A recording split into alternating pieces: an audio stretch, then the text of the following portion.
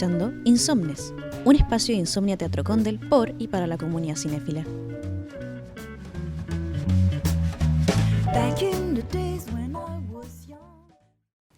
Bienvenidos, bienvenides a Insomnes, un podcast por y para la comunidad cinéfila. Estamos en el tercer capítulo ya. ¿Cómo pasa el tiempo? ¿Cómo estás, Dafne? Estoy muy bien, Vale, y creo que me voy a dar por satisfecha si sobrevivo este día. Yo creo que todos los que nos están escuchando pueden decir un poco lo mismo. La vida está difícil. La vida está difícil, pero igual es increíble. La vida está difícil, pero tenemos cine. Y tenemos cine como refugio, como escapatoria, para reír, para llorar, para todo. Tenemos cine para denunciar. Sí, tenemos cine para denunciar y eso es algo hermoso porque es justamente el tema de este capítulo, que es el cine documental, un cine que muy históricamente se ha usado para la denuncia. Para la guerrilla y para la trinchera. Claro, un cine con causa. Efectivamente. Bueno, y pensando en el cine documental, este capítulo tenemos la suerte, yo creo que somos muy afortunadas, de poder tener a los directores y directoras de dos documentales que vamos a estar estrenando en Insomnia, que son Alice y Soy Niño. Pero antes de presentarles estas entrevistas, queríamos ir conversando de qué ha sido el cine documental, cuáles son nuestros documentales favoritos. Vale tiene los suyos, yo tengo los míos, antiguos, nuevos. Así que te dejo la palabra, Vale. Sí, difícil partir con este.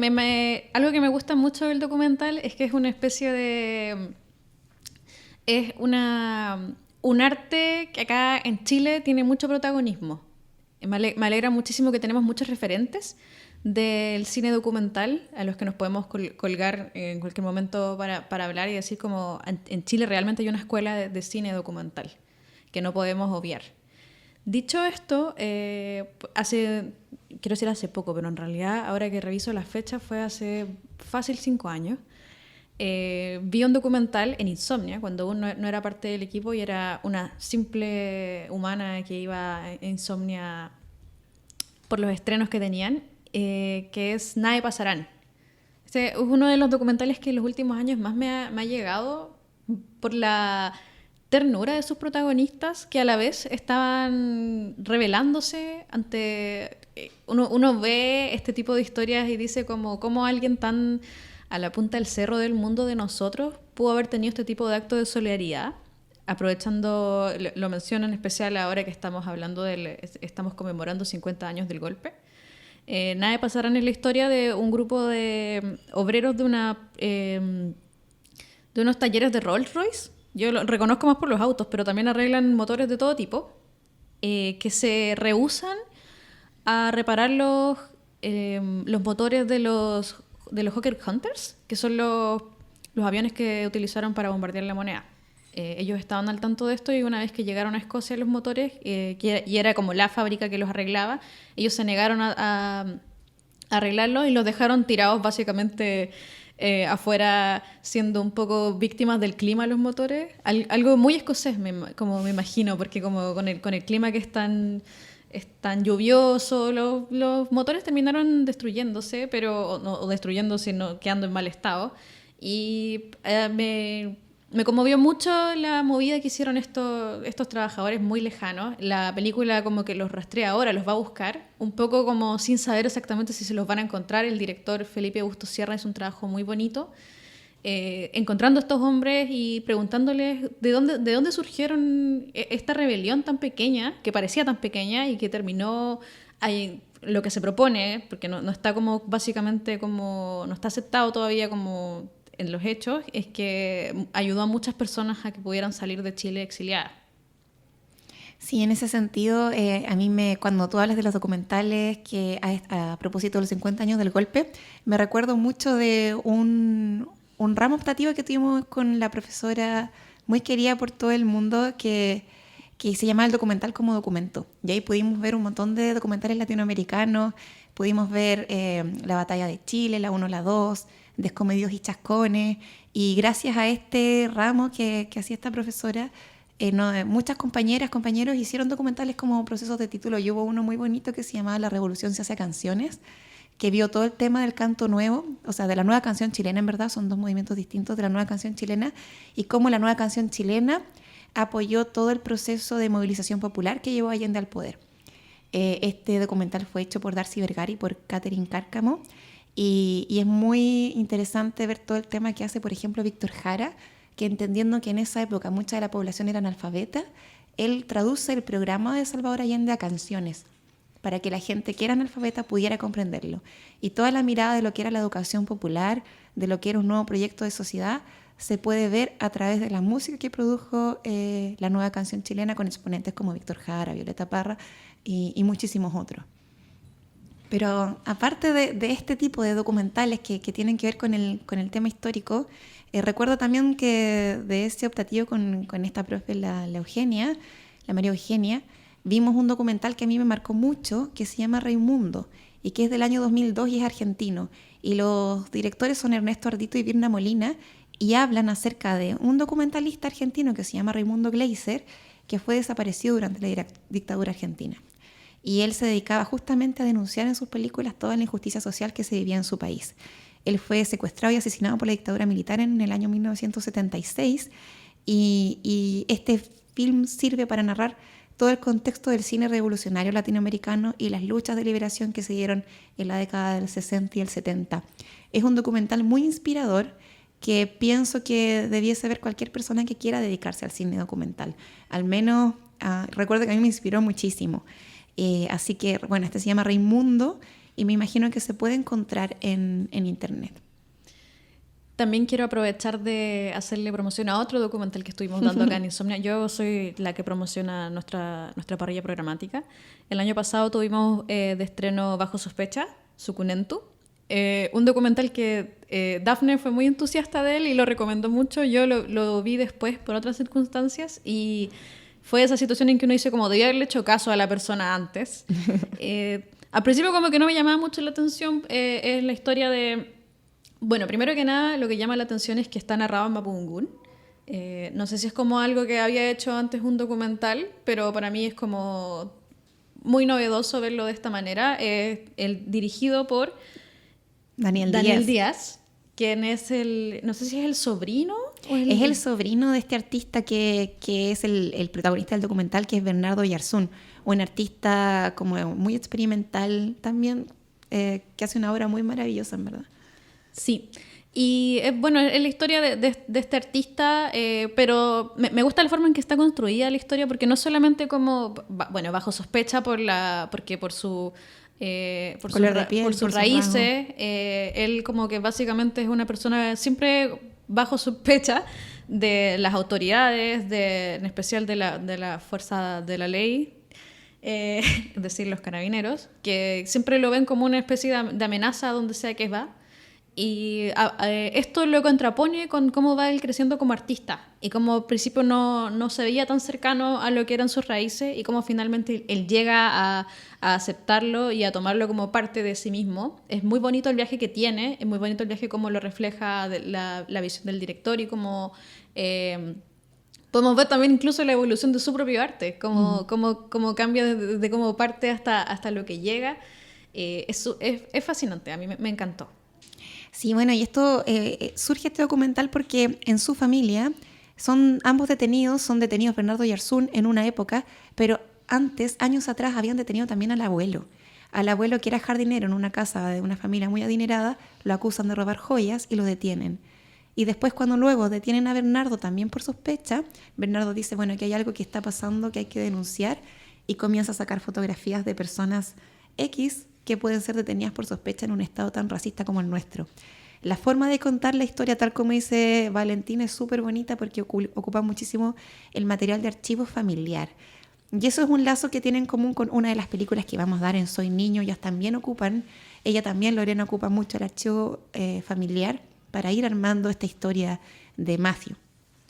Matthew, como cuenta Dafne, es la historia de la transición que tuvo como niño transgénero, como desde que partió hasta en este momento en que ya es un adulto básicamente, y Lorena es su tía, su prima. Claro. Su tía y prima. Lo que pasa es que, bueno, ahí vamos a poder escuchar en este podcast la entrevista que le hicimos a Lorena Silleruelo y a su primo Matthew, pero que por edad parece que fuera su sobrino, porque en verdad la relación de ella como a nivel de prima es con la mamá de Matthew. Son una familia muy unida y eso es un poco lo que nos va a ir comentando en la entrevista que les vamos a presentar próximamente.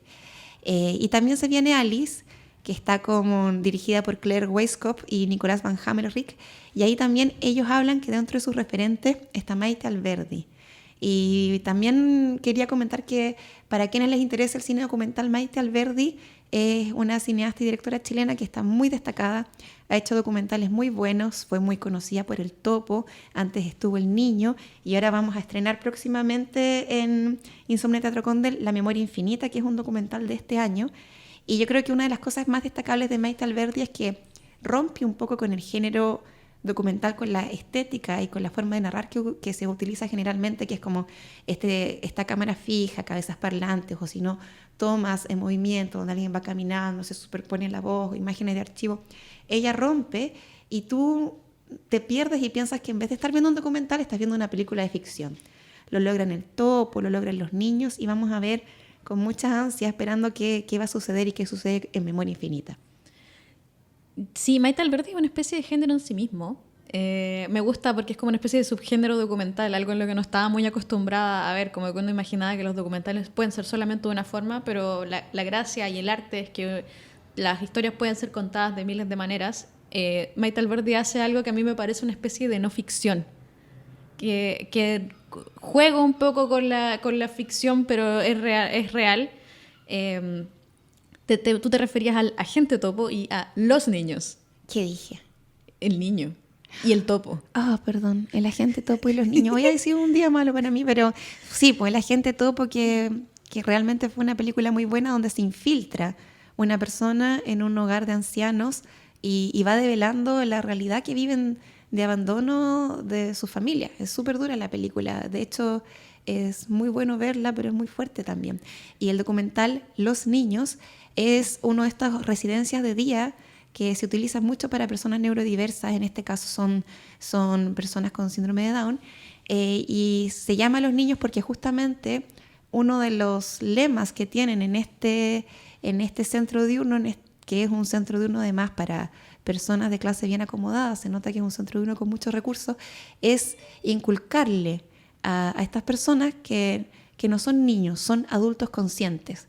Porque uno de los problemas que enfrentan las personas con síndrome de Down es que son muy infantilizados por la sociedad. Y ahí nos muestra y nos va revelando como desafíos, cosas como tener una pareja, vivir un romance. Son cosas que son más difíciles, pero con las que sueñan los protagonistas de este documental. Es muy, muy recomendado. Sí, recomendada todas sus obras, también La 11, donde protagonizada por la abuela de Maite Alberdi y sus amigas, y el sueño de toda chica, poder finalmente tomar 11 para siempre con sus mejores amigas. Y el agente topo, claro, protagonizada por Don Sergio, una estrella de rock en este momento, a esta altura, como que un caballero que un día fue a una entrevista de trabajo y terminó yendo a los Oscars. Increíble. Increíble.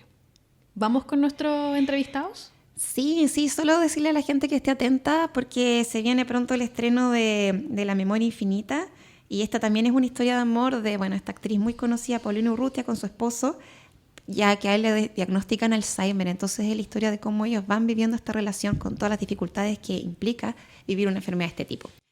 Bueno, y ya para entrar en materia con los estrenos que se nos vienen en Insomnia Teatro Condel, que son Alice y Soy Niño, queremos invitarles a escuchar este audio que tenemos preparado del tráiler de Alice. Y de ahí nos vamos con la entrevista a Claire Weiskopf y Nicolás Van Hammerich.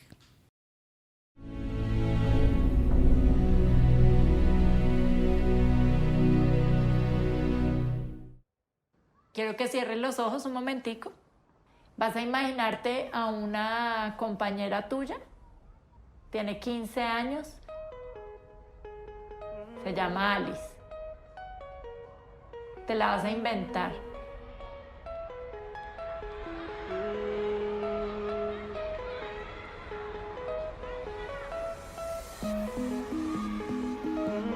Comenzamos a hablar que porque me internaron. Acá ya se sentía bien, o sea, sabía que nada le iba a pasar.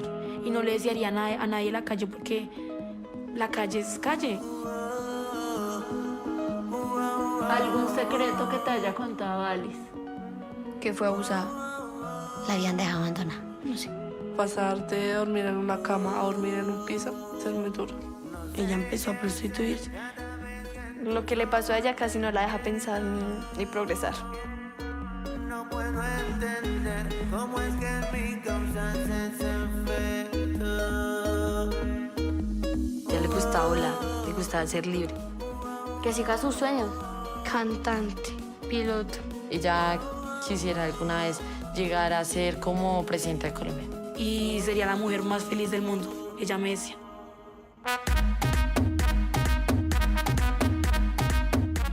Alice existe.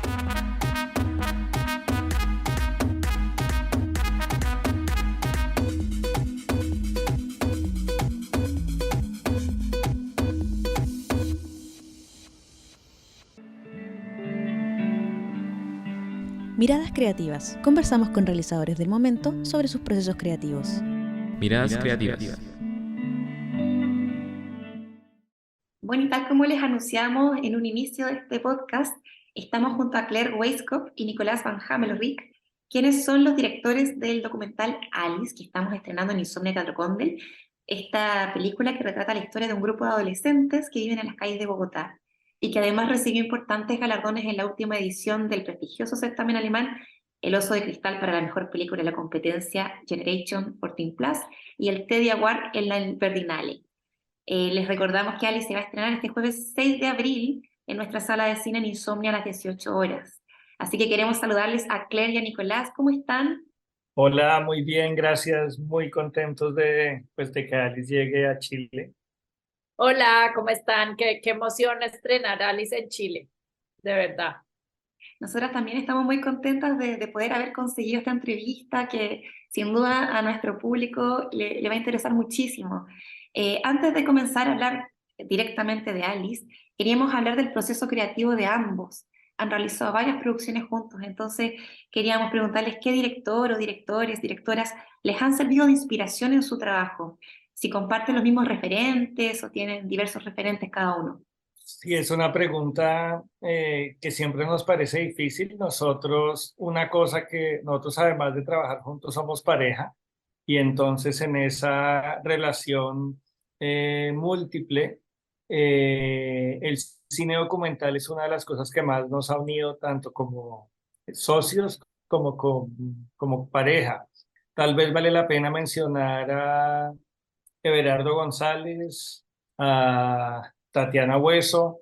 Son dos directores, digamos, actuales que conocemos, que hemos tenido una relación y que sus obras nos han inspirado muchísimo a explorar nuestro camino. No sé si quieres mencionar. También Maite Alberti, que también pues seguimos su trabajo y pues la conocemos y la admiramos muchísimo. Y creo que ya referentes como, no sé, como siempre tuvimos haciendo Amazona, como Alan Berliner, obviamente. Y bueno, hay miles, uno se podría quedar como, porque es nuestra gran pasión el documental, entonces siempre tenemos muchos referentes. Para Alice, por ejemplo, Cautiño, Bueno, ya nos aclararon un poco que eran pareja, pero igual nos surge la duda de forma laboral, teniendo sus carreras paralelas cada uno, ¿cómo fue que se encontraron en la instancia de decidir trabajar juntos? Bueno, es una historia larga, pero digamos que nos conocimos en el 2008. Nicolás estaba viajando en bicicleta por el mundo y él es fotógrafo, foto fija, y yo trabajaba en televisión como periodista. Y digamos que tenía una idea de hacer este documental sobre mi madre y cuando lo conocí le conté esta idea y él de una se subió al bus y creo que ahí empezamos a trabajar juntos como muy orgánicamente, sin saber muy bien nuestros roles, porque digamos que hacíamos todos los dos y de ahí en adelante se volvió como nuestra vida, o sea, sentimos que no está separado nuestro trabajo de la vida, o sea, como que la vida es el trabajo y el trabajo es la vida, porque es algo que nos apasiona y realmente nos ha funcionado muy bien. Digamos que ahora tenemos 2 hijas, entonces pues nos toca a veces turnarnos, pero ha sido como muy muy bendecido tener un partner en el trabajo, pues un partner que siga los proyectos, porque uno muchas veces quiere rendirse, pero está el otro diciéndole, bueno, vamos, sigamos. Entonces ha sido como muy bonito todo el proceso.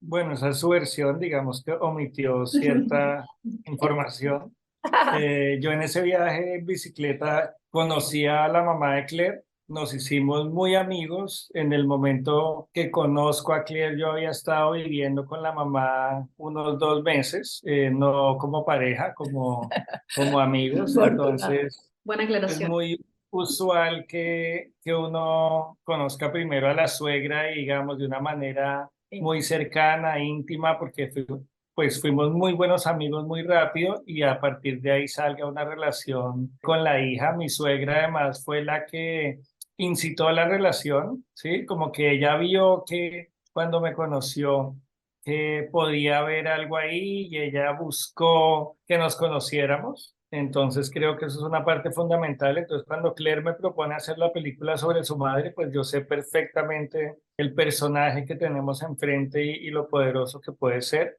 Y muy rápidamente, digamos que con Claire muy rápidamente empezó un amor de verano. Digo amor de verano porque ella estuvo en la casa de su madre en la selva, hubo un romance y yo seguí mi viaje en bicicleta por Brasil y a los pocos meses, 1 o 2 meses, terminé por casualidades yendo con ella a hacer la cámara para uno de los documentales que iba a hacer para televisión en Bosnia. Hicimos 2 documentales y con ese trabajo ella ganó el Premio Nacional de Periodismo en Colombia. Y estando allá en Bosnia, yo lo que sentía era, si yo puedo viajar por el mundo con mi pareja haciendo documental, pues eso es lo que yo en ese momento, la fotografía era más mi hobby, yo era arquitecto y bueno, así fue. Ahora estamos 14 años después haciendo documentales y viajando. En este mismo minuto yo quiero firmar los derechos de esta película. Está bueno, está Y bueno. en Amazonas, muy que es nuestra primera buena. película, se cuenta esta historia, digamos que es como el inicio de la película. Pasando ya a Alice, esta película habla de un grupo de adolescentes que viven en las calles de Bogotá. Acá en Chile la niñez y la juventud es institucionalizada en hogares que son administrados por el Estado a través de Mejor Niñez, que antes se llamaba Sename. ¿Cómo llegaron ustedes a este grupo de jóvenes? ¿Estaban todas en esta institucionalización o permanecían en esa forma eufemística de decir situación de calle? El origen de la película nos invitan a ver un taller de cine documental en 2016 en una institución pública de la ciudad de Bogotá, donde están estas jóvenes adolescentes. Cuando primero nos dicen a quién le vamos a dar el taller, nuestra primera reacción es de lástima. Tenemos 2 hijas pequeñas y como proyectando eso, pues nos dio muy duro pensarlo. Y desde ahí preparamos el taller y cuando llegamos allá, pues la realidad nos dio una cachetada. En ellas encontramos todo menos lástima, encontramos fuerza, resiliencia, humor, inocencia, mucha inspiración y despertaron nuestra admiración. Eso se convirtió en una relación de años, seguimos yendo a dar esos talleres durante muchos años hasta que decidimos hacer una película y precisamente en esa película lo que queríamos explorar era eso que nos había pasado a nosotros, cómo vivimos con prejuicios de cosas, de personas, de comunidades que no conocemos y cuando nos damos la oportunidad de conocerlas, esos prejuicios pues se ven totalmente retados. Nunca trabajamos con niñas que estuvieran en la calle. Para nosotros eso es fundamental porque cuando ellas están en la calle, la vida es sobrevivir, ¿sí? No hay ninguna posibilidad de la reflexión, no hay ninguna decisión que tomar más que sobrevivir. Al ellas pasar a una institución como estas, tienen la decisión de si quedarse o no. Muchas se escapan de ahí porque obviamente les plantean límites, tienen muchas cosas positivas, pero pues también en la adolescencia uno quiere libertad, entonces eso es una situación difícil, pero el hecho de que ellas puedan decidir si quedarse o no las obliga a reflexionar sobre el futuro, sobre su vida. Si me voy, ¿qué pasa conmigo? Y si me queda, ¿qué pasa? ¿Qué quiero ser?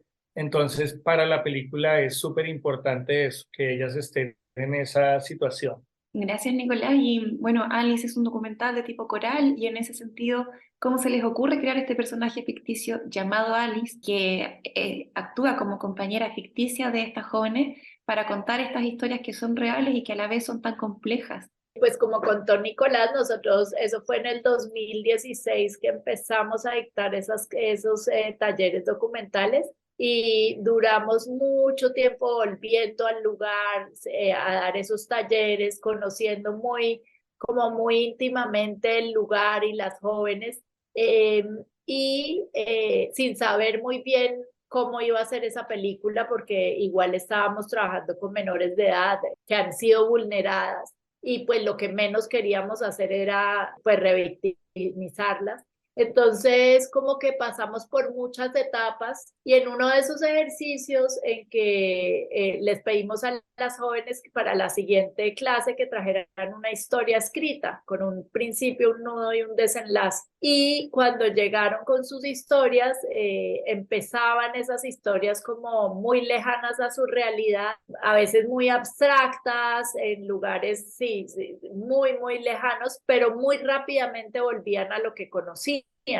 Entonces eso nos dio idea de la imaginación y cómo la imaginación podía ser como el elemento perfecto para contar la película, porque las protege, no sabemos qué es verdad y qué es mentira y realmente no nos importa, hay una verdad colectiva ahí, pero sobre todo les permite también soñar, les permite desear, les permite imaginar un futuro distinto. Y creemos fielmente que la imaginación dice mucho más de nosotros que simplemente nuestras biografías. Nos lleva a un lugar más profundo y más verdadero. Entonces, pues sonaba muy bien, tocaba ahora ponerlo en práctica, entonces hicimos varios ejercicios y ellas se conectaban muy bien con este personaje ficticio, con esta amiga imaginaria, se conectaban emocionalmente, que era para nosotros lo más importante. Entonces, pues decidimos que ese era como de que la imaginación iba a ser el motor que llevara esa película adelante. Y lo que hicimos es, para aclarar un poco, es que fue un desarrollo muy largo de 5 años y un rodaje muy corto de 12 días, en donde ellas pensaban que venían a una entrevista normal y les planteábamos esta idea de la amiga imaginaria. Entonces, digamos que no creamos un guión con ellas, sino que todo fue muy espontáneo. Y esto hacía que ellas también tuvieran el control de la historia. Y también cabe aclarar que estas niñas es una población muy fluctuante, entonces muchas escapan de los internados, entonces digamos que la mayoría que están en la película son 20 jóvenes, que nunca creímos tener una película con 20 jóvenes. A la mayoría no las conocíamos previamente, pero como habíamos trabajado tanto tiempo ahí, pues conocíamos como de dónde venían sus historias, se repetían muchas veces y bueno, así es. Ahondando un poco más en lo que mencionas, Claire, ¿de qué manera abordaron el trabajo documental con protagonistas que son menores de edad? ¿Cómo se aseguraron de que fuese un espacio seguro para ellas? Hubo varios procesos. El primero fue al puro inicio, cuando empezamos con la idea de hacer la película con este personaje ficticio. Contactamos acá al director de la escuela YU en Colombia, un poco preguntándole si estábamos haciendo las cosas bien. Y bueno, tuvimos aprobación de él. Y luego, bueno, hay que entender que ellas están bajo protección y hay un acompañamiento psicoterapéutico todo el tiempo. Y también nosotros en el rodaje tuvimos una asesoría de expertas en trauma para el equipo, o sea, para el equipo de rodaje, porque digamos Nicolás y yo sí llevábamos muchos años yendo a ese lugar, pero había un fotógrafo que nunca había ido al lugar, el sonidista, el asistente de fotografía. Entonces, digamos que una preparación previa al encuentro con las jóvenes y también una preparación para que las jóvenes tuvieran herramientas si querían parar en cualquier momento, si digamos en un momento íbamos a estar en una situación profunda, pues cómo salir de ahí, como muchos elementos que sirvieron muchísimo. Y además, otro acompañamiento es que las jóvenes teníamos paralelo al rodaje un acompañamiento de teatro terapia, en donde ellas llegaban al principio directamente a ese taller, primero que todo, como para alistarse. Luego, cuando hablaban de Alice, porque hablaban individualmente de Alice, había un taller donde ellas todas se reunían y hablaban colectivamente de esa Alice.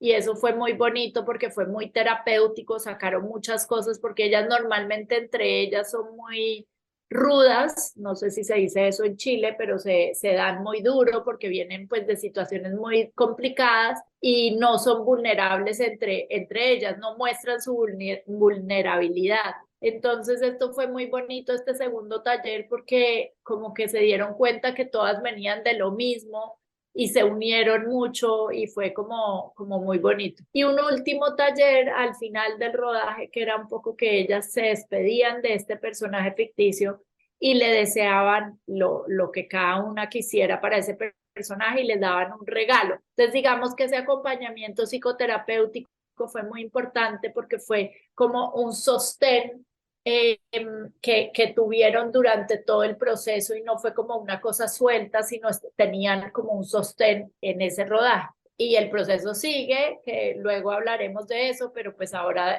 tenemos una gran campaña de impacto con una fundación que trabaja con jóvenes. Entonces digamos que es un proceso bastante largo, bastante juicioso y pues teniendo en cuenta todos los temas, ¿no? Claire, qué interesante y qué importante lo que nos cuentas, porque cuando se abren estos procesos de catarsis, también tiene que ver como un acompañamiento posterior de todo eso que se suelta. Yo por curiosidad me gustaría saber, acá en Chile existe el Consejo Nacional de Televisión y la Defensoría de la Niñez, pero por lo general en la prensa tradicional, en televisión, es muy común la revictimización al tratar temas de infancia y los niños y las niñas, las jóvenes siempre aparecen en televisión desde la mirada de la víctima. Preguntarles a ambos, a Nicolás y a Claire, cómo si esto también se repite en Colombia, perdón, si esto también se repite en Colombia, porque es muy distinto la aproximación que uno puede hacer desde un cine documental, que es con más tiempo, que es más cuidado, a lo que pasa en la prensa. ¿Cómo lo ven ustedes? También aprovechando, Claire, de que tú eres periodista, ¿cómo ves esta situación de tratar temas de infancia, de juventud, en medios de comunicación? Pues para nosotros ese es el interés que tenemos en hacer cine y no periodismo, por ejemplo. El desarrollo es la etapa más importante en nuestro trabajo, que realmente pasar de lo que uno piensa sobre las cosas a conocerlas y permitir que de eso que a uno le conectó emerja cómo contar la historia. Sin ese tiempo de trabajo intenso, de trabajo profundo, de reflexión, de digestión, es muy difícil para nosotros saber qué contar y cómo contarlo, y eso solo lo permite el tiempo. Muchas veces en el periodismo uno va a un lugar ya con una idea preconcebida de lo que va a contar y simplemente busca la manera de ilustrar eso que quiere comunicar. Para nosotros es totalmente al contrario, es que algo nos conecta, no entendemos muy bien qué es, que fue en este caso ese primer taller que dimos ahí, tuvimos la intuición de que, pues de querer volver, de que ahí había pasado algo poderoso no solo para ellas, sino para nosotros, y es darnos el tiempo de dejar que eso se decante y entender realmente qué queremos explorar. Quisiéramos saber un poco cuál fue la reacción de las jóvenes cuando se vieron en pantalla, si es que esto sucedió. Pues ellas se han visto muchas veces, creo que algunas han visto la película más que nosotros. Ha habido distintos momentos importantes en ese proceso. Las primeras personas que vieron la película terminada fueron ellas. Antes de la premiere en Berlín hubo una proyección en la Cinemateca en Bogotá, que es la mejor proyección en Bogotá, con ellas y la gente de la institución. Era muy importante para nosotros que ellas se sintieran representadas en la película. Estábamos muy nerviosos, obviamente, es la proyección que más nos ha costado y fue impresionante la reacción. Bueno, estaban felices, estaban muy orgullosas de sí mismas. Ellas normalmente nadie les ha dicho que está orgulloso de ellas y aquí ellas mismas se sentían orgullosas de sí mismas y agradecieron mucho a Alice porque les había permitido expresar cosas que nunca habían podido expresar. Luego, en el estreno en Colombia, en un festival, la vieron por primera vez con público, que fue un momento bastante fuerte, y al final tomaron el micrófono y muchas de ellas dijeron, pues, digamos, ellas no se esperaban que gente X fuera a un cine a verlas a ellas, ¿sí? Era algo que no se imaginaban que pueda pasar, y le dieron gracias al público por ir a verlas. Es una población que ha sido invisibilizada, es una población que nos hace sentir incómodos, que no queremos ver. Entonces, ver que la gente no solo había ido a verla, sino que valoraba la película, pues les dio mucha emoción y sintieron mucho agradecimiento. Y luego de eso, ahorita estuvo en cines en Colombia, pues como que entre más pasa el tiempo y más evoluciona, va cambiando también cómo ellas se relacionan con la película. Hace poquito a una le preguntaron que qué sentía por Alice y ella dijo que por la Alice de la película sentía nostalgia porque era una Alice que ella había querido mucho, en la que había puesto mucho dolor, pero que esa Alice ya no estaba, que ella ahora en este momento estaba construyendo una nueva Alice muy diferente a la de la película, mucho más desde lo que ella quería y no desde lo que le había tocado. Entonces eso pues nos pareció súper poderoso. Nicolás, Claire, muchas gracias. O sea, este Alice, yo creo que una de las cosas que también se ha destacado en varios lugares es que no es solo una película que muestra una realidad muy dura que viven jóvenes a lo largo del mundo, una película muy universal, sino también es una película que tiene muchísima esperanza para las mujeres, para las jóvenes, para las personas que la puedan ver y que están en una situación similar para enfrentar sus vidas y los procesos que están viviendo. Ya para ir finalizando esta entrevista, quería preguntarles qué es lo que se viene, si tienen algún proyecto futuro que van a presentar. Bueno, antes de eso, quiero hablar un poquito de la campaña de impacto, que creo que es importante. Claro, de la fundación que tú mencionabas. Sí, sí, sí. Digamos que nosotros, pues haciendo la película, nos preguntábamos siempre qué más hacer y nos dimos cuenta que el momento el momento fundamental es cuando ellas dejan la institución, ya sea porque cumplen la mayoría de edad o se vuelan. Ese momento es crucial porque vuelven un poco a las dinámicas que conocían antes y no están preparadas para volver como al mundo, o sea, como entrar otra vez al mundo. Entonces, pues también éramos conscientes que nosotros somos cineastas y que también nuestra responsabilidad un poco y lo que sabemos hacer llega a un límite. Nos hicimos una alianza con una fundación que se llama Tiempo de Juego acá en Colombia, que lleva muchísimos años trabajando con jóvenes vulnerados en todo el país y propusimos una campaña de impacto que es crear un lugar físico por ahora y que esto sea replicable en Bogotá, donde estas jóvenes, y no solo las jóvenes, sino los jóvenes también, que salen de la institucionalidad y no solo de protección, sino también de penal, tengan un lugar donde ir, reunirse, porque también cuando salen se dispersan todos, y que tengan como ayuda para, no sé, o sea, desde hacer una hoja de vida, apoyo psicosocial, vocacional, porque ellos tienen muchos sueños, pero pues no saben cómo llegar a esos sueños. Entonces, ¿cómo son esos pasos para llegar a cumplir esos sueños? Ese es como nuestro gran proyecto ahora, liderado por Fundación Tiempo de Juego, se llama Alice Existe. Y si quieren saber más información, está la página que es www.alicexiste.com. Es un proyecto obviamente 1000 veces más caro que la película. Estamos recibiendo donaciones en este momento. Y bueno, llevamos como 1 año y medio trabajando con esta fundación y estamos muy contentos con todo lo que se ha generado alrededor de esto. Claro, los proyectos que se vienen, Pues- porque me imagino que usted ya después de Alice le ha ido muy bien en los festivales en los que ha estado. Nosotras esperamos y creemos que en Chile también le va muy bien. Me imagino que tienen algún proyecto ya futuro más o menos esbozado entre ambos. Tenemos ahora algunas ideas en desarrollo, unas más avanzadas que otras, pero como que después de ese largo enfoque en Alice, estamos ahora sí, pues trabajando en varios temas con distintos equipos. Tenemos coproducciones minoritarias con México, con Escocia y con Brasil, que esos pues no nos quitan tanto tiempo y están más avanzados, pero en este momento no hay un proyecto como tan desarrollado para hacer, como para hablar de él. Como te digo, están en desarrollo, pero pues sí, estamos pues muy contentos con lo que se viene, nuevos retos. Bueno, Claire, Nicolás, les agradecemos muchísimo por esta entrevista. Además, nos quedamos muy contentos de saber que vamos a estar con Nicolás en el Cineforo del 6 de abril. Así que para las personas que están escuchando este podcast, si se quedaron con alguna duda, con algo pendiente, van a poder conversar cara a cara con Nicolás de todo lo que ha significado Alice, de esta hermosa experiencia de trabajo, que además nos quedamos con esta idea tan bonita de que se hizo esta fundación y que se va a ayudar a mujeres reales, a personas reales que están viviendo una situación muy difícil. Y bueno, un gusto hablar contigo, Claire, un gusto hablar contigo, Nicolás, y conocer esta historia tan maravillosa que esperamos se convierta en una película en el futuro. Muchas gracias por Muchas gracias.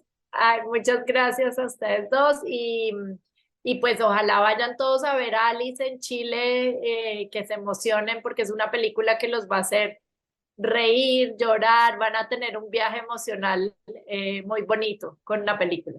Muchas gracias, nos vemos la próxima semana. Nos vemos. Nos vemos. Miradas Creativas. Conversamos con realizadores del momento sobre sus procesos creativos. Miradas creativas. Bueno, estábamos muy emocionados después de que terminó la entrevista porque la historia de ellos es muy fascinante. De hecho, le decíamos, y no tan en broma, que su historia da para una película de ficción acerca de este romance que viven de este chico ahí en bicicleta que se va al Amazonas, conoce a su futura suegra sin saberlo. Conocer a la suegra y vivir 2 meses con la suegra antes de conocer a tu futura esposa me parece que ya es como algo muy fuera de lo común, pero además tener esta sensibilidad que los une y desarrollar un trabajo tan bonito como esta fundación Alice Existe. Yo quedé muy, muy conmovida por esta entrevista y también con muchas ansias de encontrarlos acá en Chile y poder participar del Cineforo y ver su película. Qué lindo poder encontrar una persona que tanto laboral como emocionalmente te pueda complementar en tu trabajo creativo. No solamente de la forma profesional, también en aspectos más personales. Así que me parece que la historia de estos 2 directores que se encuentran y tienen como un punto en común que va desde lo creativo hasta su propia relación personal, es básicamente muy bonito para nosotras. Sí, inspirador. Además que nos deja ya una película más para nuestro visionado, para nuestra lista de espera de visionados, que ver Amazonas. Amazonas, que es la historia de la madre de Claire y cómo ella va a buscarla y va a confrontarla por todos estos dudas, cuestionamientos, reconectar con su relación. Así que buenísimo poder verla. Ahora ya regresando a nuestros estrenos y a la película Soy Niño, vamos a ir a escuchar la entrevista que le hicimos a Lorena Silleruelo y a su primo Matthew. Y también sería bueno de repente que podamos escuchar el tráiler donde se pueden escuchar audios que son referentes a la graduación de sexto básico de Matthew y las palabras que él dice ahí. Así que escuchamos ese audio y nos vamos de lleno con la entrevista a la directora de Soy Niño y su protagonista principal. Buscando imágenes de nuestra infancia, descubro estos videos de mi padre. Un saludo para mi hermana querida, la Lore, que está en Francia. Y aquí estás tú, nuestra prima, la menor de la familia. Deseo agradecer a todos los profesores, principalmente porque me han ayudado a superarlo. Al verte revivo la emoción que tuve al graduarme. Quizás era miedo el después, pero tu después será tal vez más vertiginoso que el mío. A este le quedaría bien, pero no superó. Es un poco más violenta esa otra, ¿no? ¿Cuál es esta? Sí. Esta igual me gustó, pero no soberano. ¿Cuál es la que te quieres hacer tú?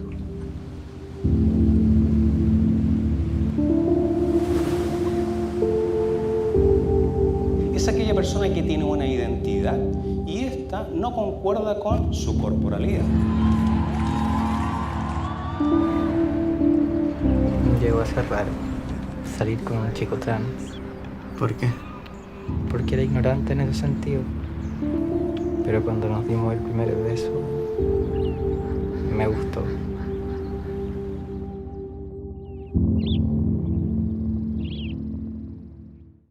Bueno, amigas y amigos de Insomnia, estamos partiendo este segmento muy esperado que es la entrevista con la realizadora del documental Soy Niño, Lorena, y aquí estamos también con su sobrino que es Matthew, el protagonista de este documental.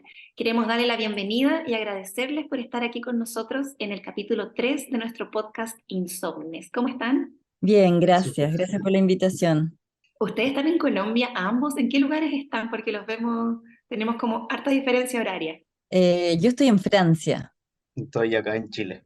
Hemos estado teniendo invitados de distintas partes del mundo. Estuvimos con Michelle Garza en el podcast del capítulo pasado que estaba en México. Así que hoy qué ganas de estar en Francia. Debe estar bonito ya entrando en la primavera. Exactamente, empezando la primavera. Tengo una pregunta para no entrar tanto en confusiones. ¿Son primos o es sobrino? Somos primos.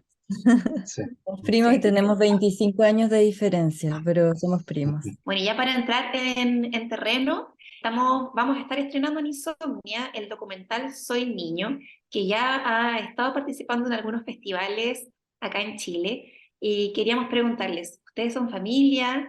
Y Lorena tenía archivos familiares a disposición. ¿En qué momento se gestó la idea de convertir este archivo en un documental? Los archivos vinieron después. El documental empezó al momento en que Bastián, Matthew, nos dijo a la familia que él es un niño. Por eso el documental se llama Soy Niño. Fue su afirmación lo que hizo, lo que provocó tener las ganas de hacer un proyecto, en un principio un proyecto fílmico, que era al principio un videoarte. Yo soy videoartista, y esa era la idea en un principio. Pero con el tiempo nos empezamos a dar cuenta, con la escritura que se empezó a gestar, que iba a ser un proyecto de largo plazo. Y es ahí donde empecé la escritura y empecé a ir más seguido a Chile, porque yo no vivo en Chile.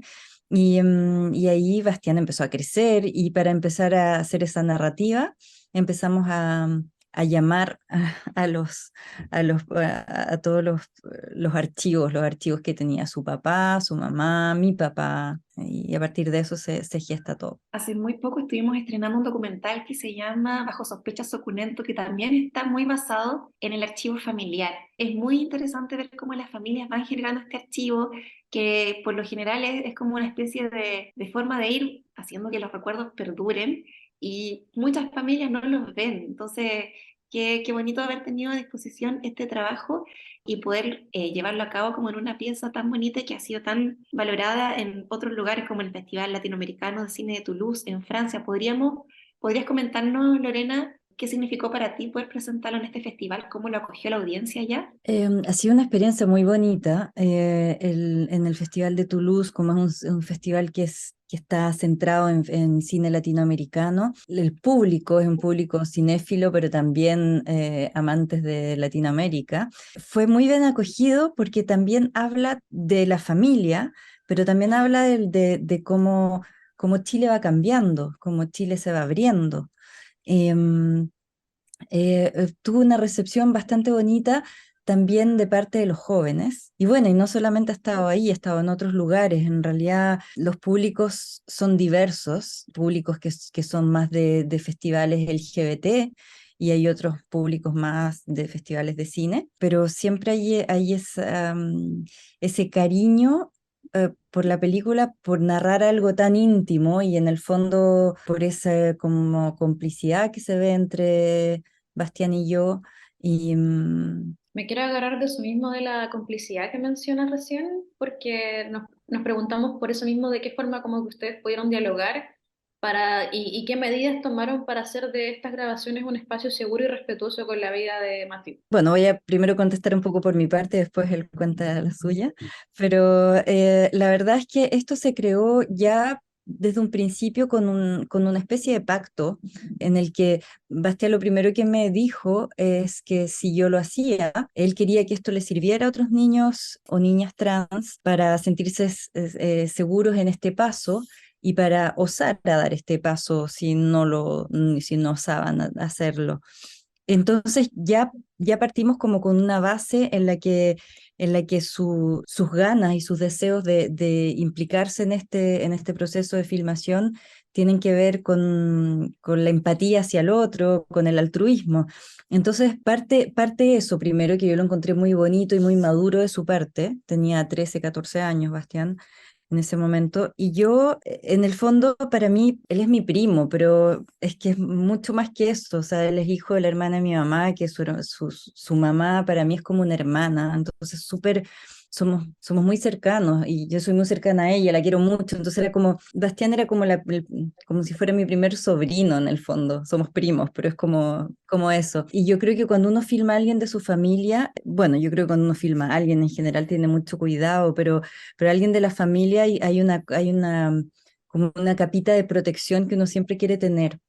Y a mí me pasaba que como era un tema que yo estaba descubriendo, tenía que tener mucho tacto para ir entendiendo lo que estaba él viviendo y más que entendiendo, para poder reflejarlo bien en la cámara, sin emitir ni juicio con la imagen que estoy haciendo, ni tampoco transgredir esa intimidad que de repente, que es algo muy íntimo en el fondo, o sea, es redundante lo que digo, pero en el fondo, cuando yo lo empecé a filmar, él todavía era chiquitito, entonces había muchas cosas que yo no sabía si podía mostrar o no mostrar y no me interesaba tanto. Yo en ese momento estaba un poco como tratando de entender ese adolescente que se posiciona y que eso lo encontré súper fuerte de su parte y que a partir de ese momento que se posiciona yo lo vi ya más feliz. Al tiro vi una felicidad en su cara, en sus ojos. Bueno, y aparte que es súper agradable firmarlo, es súper lindo, tiene una cosa no sé, y en el fondo, poco a poco, eso se va transformando, la distancia, porque él también me va mostrando pistas de eso. Ya en algunos momentos se siente más seguro, con ciertas formas de mostrarse, no sé, en la película hablamos un poco de la polera, sacarse la polera, no sacársela. Eso va siendo progresivo y yo eso lo voy respetando y sobre todo lo voy preguntando, cómo se siente.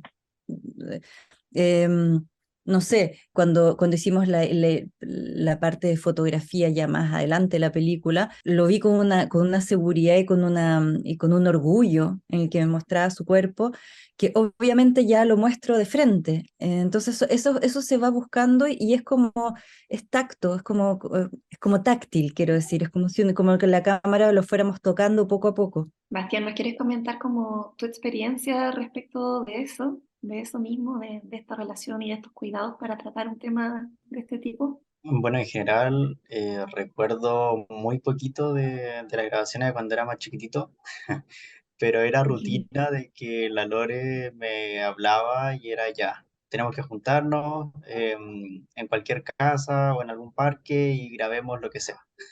Al inicio era lo que sea porque no sabíamos a qué finalidad íbamos, pero no importa, la cosa era mantener como un proceso. Y luego de eso ya íbamos con alguna finalidad en específico, así ya vemos un poco más el tema del nombre o los nombres, el tema del cuerpo, vamos mostrando un poco más o ya un poco más los cambios por la hormona. Así que estuvimos en un proceso largo que al fin y al cabo, para mí la idea más que nada desde el inicio era de lo que saliera de alguna grabación X, porque tampoco pensábamos que iba a ser algo tan largo, sino pensábamos que iba a ser algo chiquitito, que era mostrarlo al mundo, demostrarle al resto de los chicos que no todo es malo, también hay otras posiciones.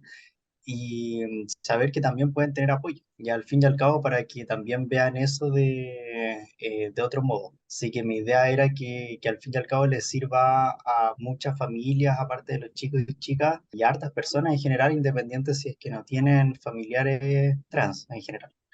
Matthew, bueno, no quiero generar confusión en la gente que nos está escuchando, pero su nombre es Bastián Matthew, pero su nombre de elección, el que le gusta más es Matthew. O sea, de repente Sí. nos confundimos y el tema, hay un Yo tema aún que le es muy digo importante. Bastián, lo siento, porque Claro, pero eso pasa mucho en la familia también, porque como uno va creciendo juntos, hay un tema muy importante que dice Lorena, es que tú querías ayudar a otras personas con tu historia, Matthew.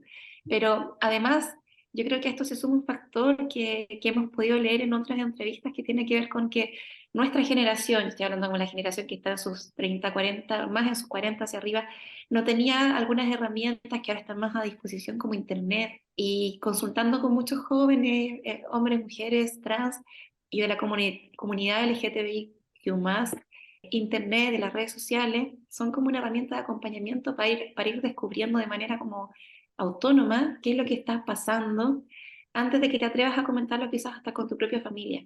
Entonces quería preguntarte qué significó para ti, porque siempre está esta duda de si la Internet es un lugar seguro o no, qué tanto pueden estar expuestos las infancias, la niñez a las redes, qué significó para ti y de qué manera te acompañaste a través de Internet, de redes sociales, de material que pudiste encontrar en línea para poder entender tu proceso. Bueno, al inicio, yo pasé por dos colegios.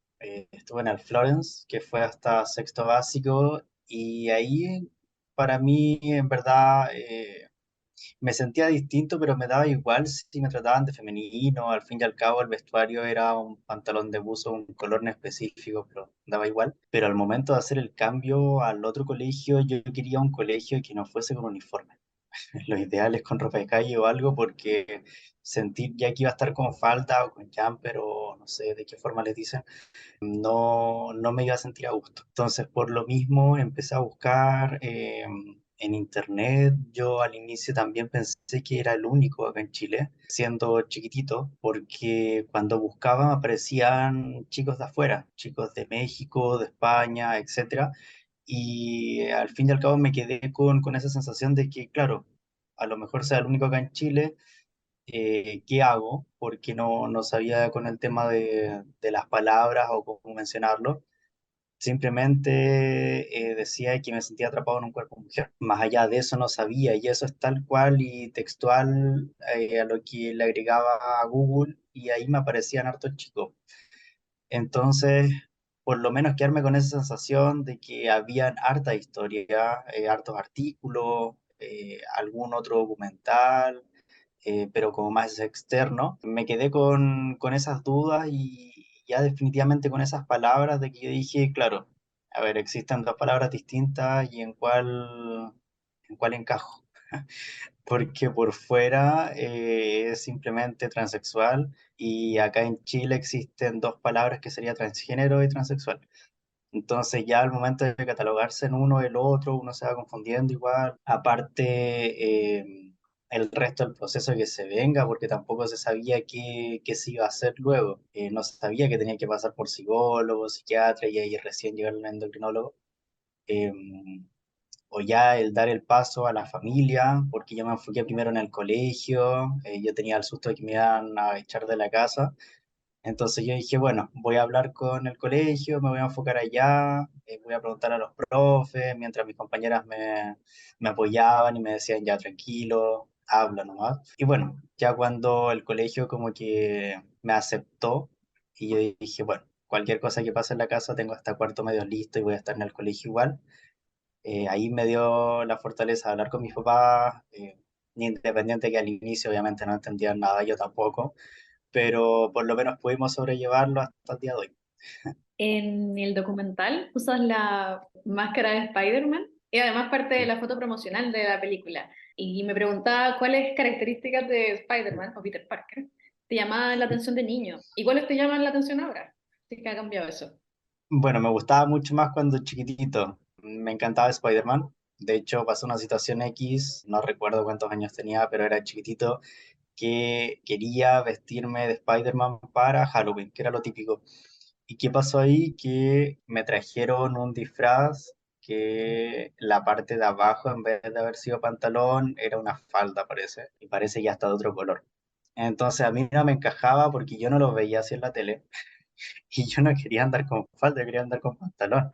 Y claro, al momento que me lo pudieron cambiar, ya no lo solté más. Estuve no sé cuánto tiempo con el vestuario puesto. Cada año intentaba también de vestirme como Spider-Man. Y yo creo que como eso fue uno de los monitos en general que más me gatilló cuando chico, eso es lo que hicimos tomar en cuenta también para demostrarlo acá al documental. Y ahí es cuando salió el que de repente estoy con la máscara, otras veces que no, y así sucesivamente. Bueno, y el género documental, a diferencia de la ficción, tiene esta cosa de que después de que uno termina el documental, termina la realización, la construcción, el montaje, son personas reales las que ahí aparecen, que después al verse tienen reacciones. Y siempre preguntamos en los cineforos que realizamos en Insomnia, cuando hablamos con documentalistas, cómo fue la recepción de la comunidad, del territorio en el que se trabajó, en este caso. ¿Cómo te sentiste tú, Bastián, tú, Matthew, por un lado, al verte a ti mismo en pantalla? ¿Cuál fue tu impresión, tus emociones y cómo lo recibió también tu familia? Que también eso es otro tema que me imagino que en algún minuto se juntaron, conversaron, intercambiaron apreciaciones, quizás incluso antes del corte final del documental. Si me pudieses comentar, Matthew, ese proceso, ese suceso, ¿cómo fue para ti? Bueno, sí pasó que antes de terminar el corto final, estuvimos viendo hartos procesos, algunos más largos que otros, y sí recuerdo en una oportunidad habernos juntado con gran parte de los tíos, y claro, al inicio hablaban o mencionaban de una cosa, otro tenía opinión de otra, bueno, al fin y al cabo por lo menos entendían lo que uno quería llevar. Pasaba mucho también que quedaban conjuntos de hablar también tanto de la familia de mis tíos más la mía, entonces ahí como que algo no relacionaban bien y ya cuando lo empezaron a cambiar y vieron el último, El último ya corte. ahí dijeron, sí, ya ahí dijeron que claro, ya iba más enfocado mucho más a mí para poder mostrar un poco más la historia. Y claro, al momento de verme, por lo menos cuando me veo más chiquitito, tengo muy pocas imágenes que realmente me siento que soy yo. No sé. Entonces, como que el resto siento que es una tercera persona y me da igual si aparece o no. Entonces, por ejemplo, puedo tener 1000 fotos y de las 1000 hay como 4 que realmente siento que soy yo cuando chiquitito. El resto no. Entonces ya al mostrarlo, para que otra gente vea cómo es el proceso, porque piensan que uno es mágico, que inicia desde chiquitito y que se sintió así, que medio mundo nos toma en cuenta desde chiquitito, y no, pues gran parte de los adultos, cuando uno es chiquitito, 3 4 5 años, piensan que todo es juego. Entonces, por más que uno intente decirle que uno se siente de una forma, dicen, no, se le va a pasar, es un proceso. Entonces, ya el mostrarlo y el poder mencionarlo, ya la familia, el colegio, ver todo ese proceso, ver cuando estaba en el primer colegio también con alguna señorita, es como recordarme más que nada cómo lo pasaba en el Florence, después cuando llegué al instituto, cuando realizaba algún tipo de deporte. Para mí es como recordar ese pasado más allá que verlo así como si fuera un video y demostrarlo desde el inicio hasta el final. O sea, para mí es como ir recordando a poquito distintas cositas que, que al fin y al cabo me gustan como para poder mencionarle al resto de que hay procesos un poco más complejos que otros, pero que no debería llevar más allá a la discriminación o al bullying o etcétera, que es lo que yo pasaba cuando era más, bueno, cuando ya estaba más o menos como tipo preadolescente y empecé a estar en organizaciones, de que me contaban hartos cuentos, en general, hartas personas ya adultas, porque en mi edad no conocía a ninguno en ese entonces, de que les iba mal en todo. Y yo me llegué con esa sensación de que en el colegio ya me iba a ir mal, en el liceo luego, en la universidad o en algún trabajo. Y por lo menos pasar ese proceso, demostrarlo en poquitos minutos, y ver que también hay otras realidades. Eso para mí es lo importante, que puedan ver otras familias y otras personas para que no se queden con la misma sensación que yo tuve cuando era más pequeño, de que no todo es malo. Oye, muchas gracias por compartirnos eso. Gracias, Lorena. Bueno, nosotras acá en Insomnia, en Valparaíso, vamos a tener el jueves 13 de abril a las 7 de la tarde el Cineforo. Entonces quería preguntarles si ustedes ya saben quiénes vienen, si vienes tú, Lorena, si viene Matthew, o si todavía no sabemos, así como para ver si podemos dar un adelanto a las personas que nos están escuchando. Sí, yo creo que podemos ir. O sea, Bastián, vamos a ir. Matthew. Entonces tenemos la Pequeño. primicia de que vamos a contar con ustedes para que quienes estén escuchando este podcast sepan que el jueves 13 de abril a las 7 de la tarde vamos a tener el Cineforo con Lorena Silleruelo y con Matthew para poder dar este documental Soy Niño, que sin duda es toda una experiencia íntima que nos están compartiendo y que va a ayudar a muchas personas trans también a sentirse más acompañadas en su camino. Así que yo les quiero agradecer por estar con nosotras acá en este podcast Insomnes número 3 y también preguntarles si hay algo más que nos quieran compartir, una reflexión final.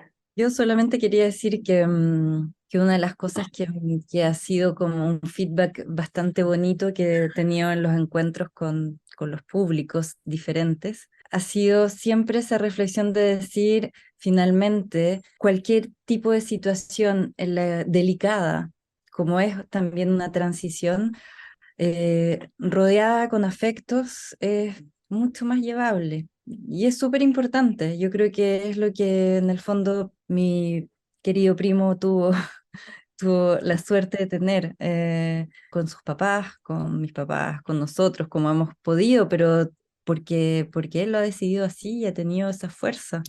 Creo que lo más importante es poder contar con los otros y que los otros estén con nosotros, una cosa de humanidad, yo creo. Muchas gracias, Lorena. Bueno, ahí estábamos con Lorena Silleruelo y también con Matthew, la realizadora del documental Soy Niño y su protagonista, para que lo vean, no se lo pierdan. Lo vamos a estar dando en Insomnia Teatro Condel y también me imagino que va a estar apareciendo en otras salas a lo largo del país. Muchas gracias, Lorena, y muchas gracias, Matthew, por darnos su tiempo el día de hoy. Muchas gracias a los dos. Gracias, gracias. Muchas gracias. Miradas Creativas. Conversamos con realizadores del momento sobre sus procesos creativos. Miradas creativas. Algo que nos enorgullece mucho en este momento es que, bueno, contando el estreno de Soy Niño, por ejemplo, la representación trans es algo que ha ido surgiendo en Chile, que nos emociona mucho desde Una Mujer Fantástica a este momento, y también me gustaría agregar que en Estados Unidos un cineasta chileno-estadounidense está justamente presentando su película Mood, que se llama Book Lungul of Clothes. Está presentando su película, la presentó en Sundance, la está presentando en el Berlinale. Estamos muy contentas porque su trabajo haya llegado tan lejos. Como director trans y como chileno también, como que está realmente creciendo la representación en Chile. Estamos muy orgullosos de él, de Matthew también, que nos permitió que conociéramos más de su historia y de su transición, de Lorena, que lo ayudó a contarla, y de todos los grandes avances que se están haciendo en medidas hoy en Chile.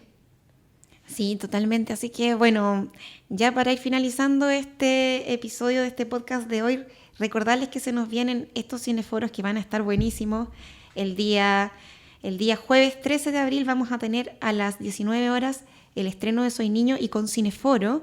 Y viene viajando, va a venir desde Francia Lorena Silleruelo y va a venir también Matthew para contarnos su historia.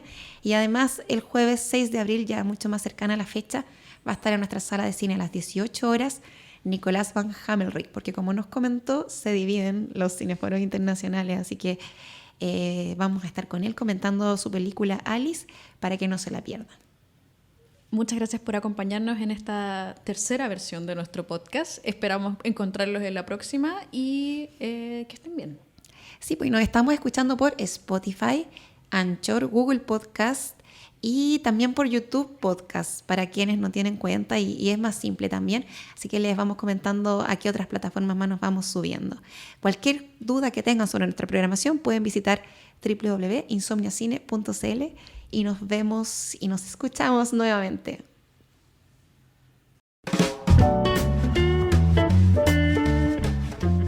Acabas de escuchar Insomnes, un espacio de Insomnia Teatro Condel por y para la comunidad cinéfila. Back in the days when